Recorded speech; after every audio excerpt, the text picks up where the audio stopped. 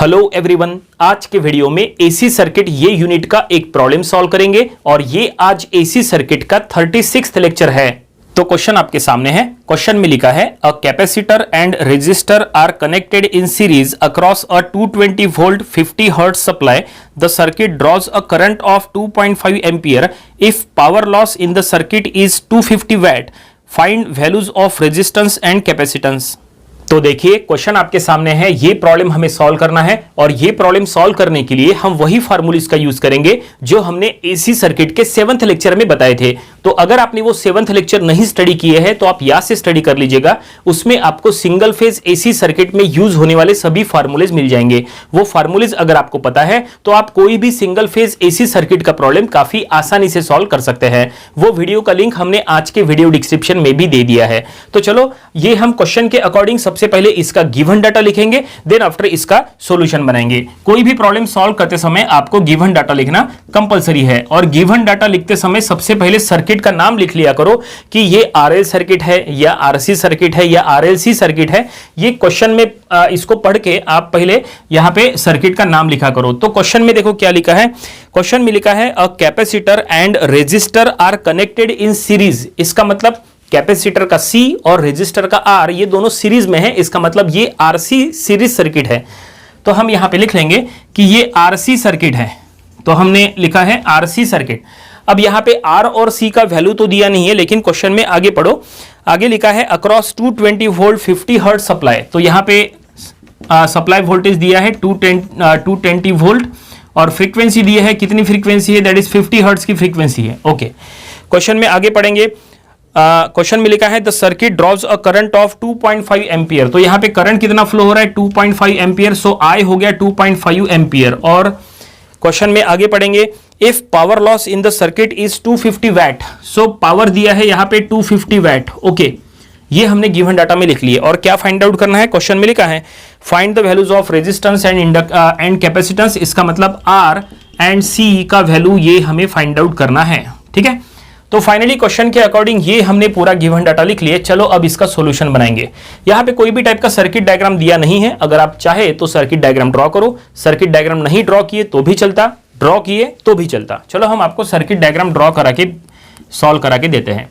तो जाहिर सी बात है ये आरसी सर्किट है। इसका मतलब ये देखिए इस तरह से आर और सी ये इस तरह से सीरीज में है और ये कनेक्टेड अक्रॉस एसी वोल्टेज। ये देखो ऐसा सर्किट कुछ हो सकता है।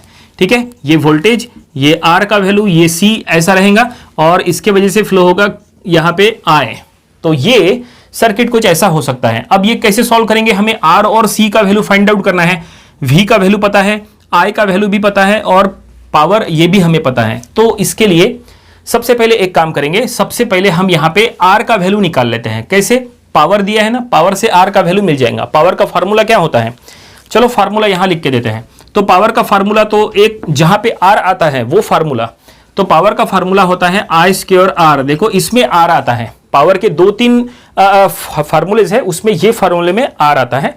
तो हमें इसका यूज करना है। यहां से एक बार आपको R मिल गया तो C कैसे निकालना वो भी हम आपको बताएंगे। चलो सबसे पहले हम यहां लिख लेंगे पावर का formula. Power P equal to वो फार्मूला क्या लिखा है I² R। ठीक है, यहां पे R की वैल्यू मिल जाएंगी तो पावर P का वैल्यू यहां पुट करो।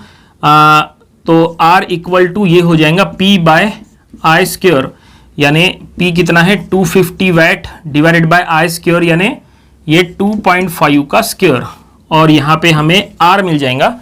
सो R का वैल्यू हमें मिल जाएगा, ये हो जाएगा 40 ohm. R is the 40 ohm. Resistance मिल गया।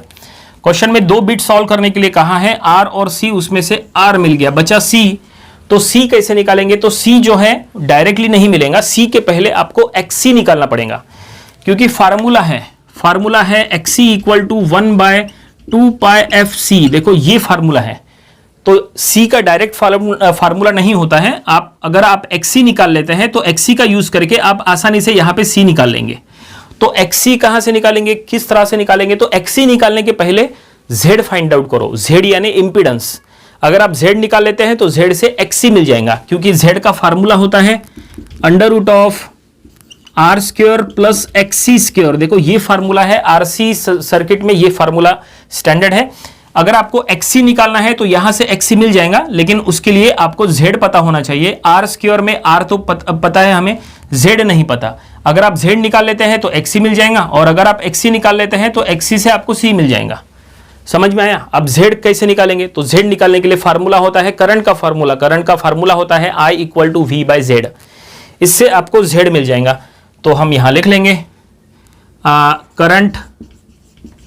करंट I का फार्मूला क्या होता है, हमने क्या कहा, I = V/Z।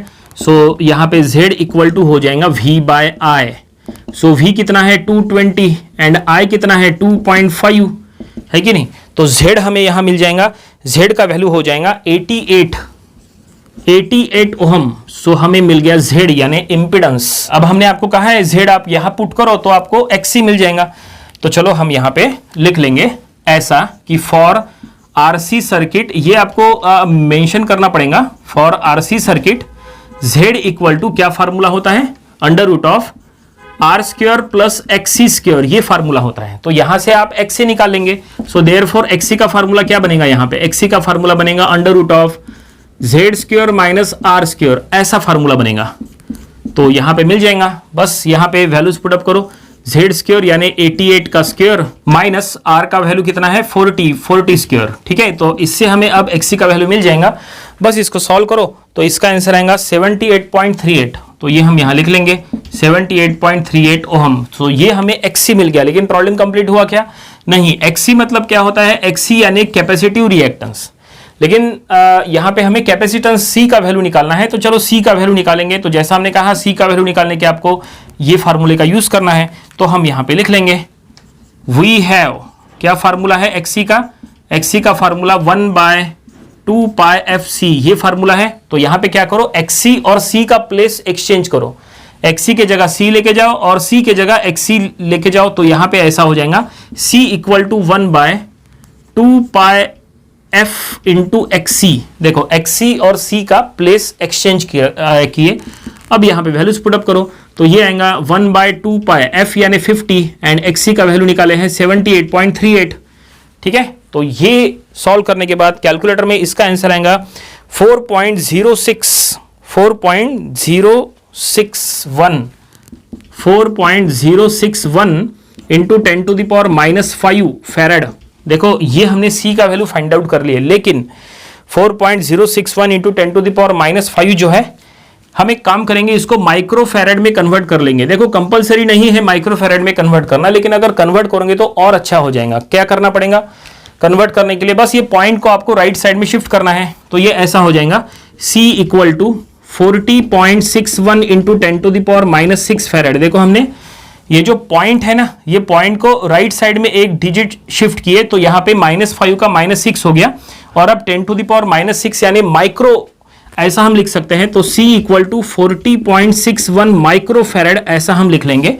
सो इस तरह से हमने माइक्रो फैराड में कन्वर्ट कर लिए। तो ये कन्वर्जन आना चाहिए, काफी सिंपल है ये, बस पॉइंट को शिफ्ट करना होता है। तो इस तरह से ये हमने कैपेसिटर C का वैल्यू भी फाइंड आउट कर लिए। क्वेश्चन में कहा था find the value of R and C, तो ये हमने पहले R निकाल लिए और ये हमने C फाइंड आउट कर लिए। प्रॉब्लम यहीं पे कंप्लीट हो गया। उम्मीद करते हैं कि ये प्रॉब्लम आपको समझ में आया होगा। ये प्रॉब्लम आपको अपनी प्रैक्टिस बुक में जरूर सॉल्व करके देख लेना चाहिए। ये इंपॉर्टेंट प्रॉब्लम है, इसके पहले एग्जाम में भी आया था।